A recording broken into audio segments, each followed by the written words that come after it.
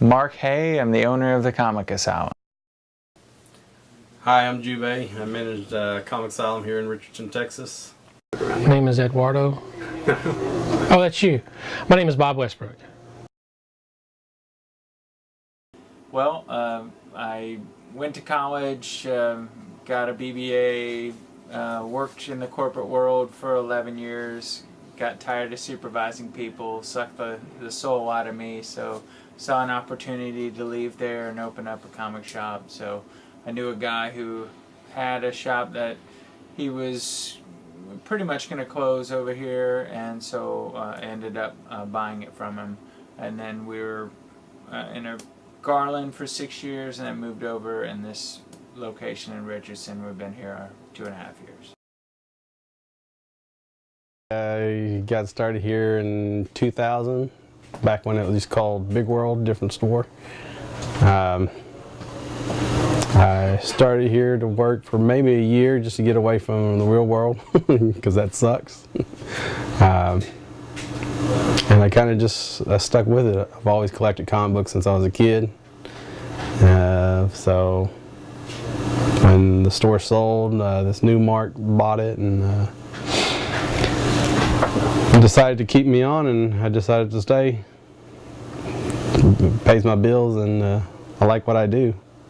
Unfortunately, I didn't like what I used to do. What did you used to do? I was a manager for Young Chevrolet for their new car department and their make-ready, getting the new vehicles ready for sale. Oh, okay. And as they say, the stuff rolls downhill, and I was at the bottom of the hill. Mark was looking for help, and a young man who tabletop gamed with me here was joining the Army, and he asked him, his name was Dale Silver, you know Dale. I think so. He went into the Army. Anyway, he asked Mark, and I pushed Dale out of the way, said, nope, I'll take it.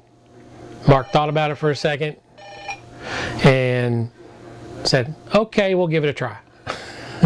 And been doing that ever since. I think it was 4.5, 5 years ago now. Oh, I guess it is getting on 5 years. Wow, makes me old.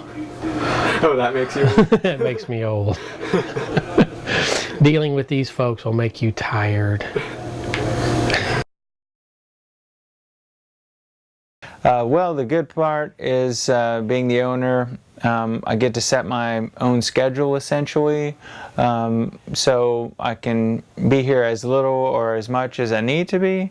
The downside to that is generally when I'm here, things go better, and customers like to be able to see the owner and interact with me, and I do most of the buying. So it helps when I'm here a lot, and I am here a lot.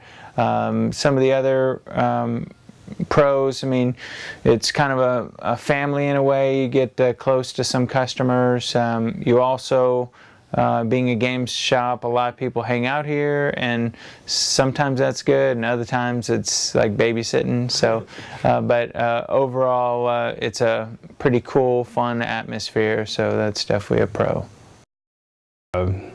As anything, you can cut up more here. So I probably wouldn't be the way I was today if I worked somewhere else. There's so much things you can get away with. Having fun with customers. Customers aren't uptight when they come in. This is usually a relaxed environment. So it's good. You see people come and go throughout the years. And it's just meeting good people. The downside of working in the comic book shop is if you're a gamer, you stop gaming. That's it. When you're at work, you're here, and then when I go home, I don't want to game. I've been here all day. I'm ready to go home, not do anything that has to deal with work. That's the downside. It's got to be one of the coolest things to say people whom are gamers or nerds or whatever you want to call it. It's like, hey, I work at a comic shop. Oh, that's got to be the greatest job ever. Downside is you don't ever get to play anymore. Because by the time you're done with a 9-hour shift, you're ready to go home. You don't want to play your game that got you to the hobby shop to begin with. So there's this large collection gathering dust on a shelf that you don't get to play with very much. That's the downside. So you just get to stare at it and see, ooh, that's shiny. Shiny. Sit still, buddy. I'll get to you one day. Pretty much, that's the downside. Don't get to play as much as you want to.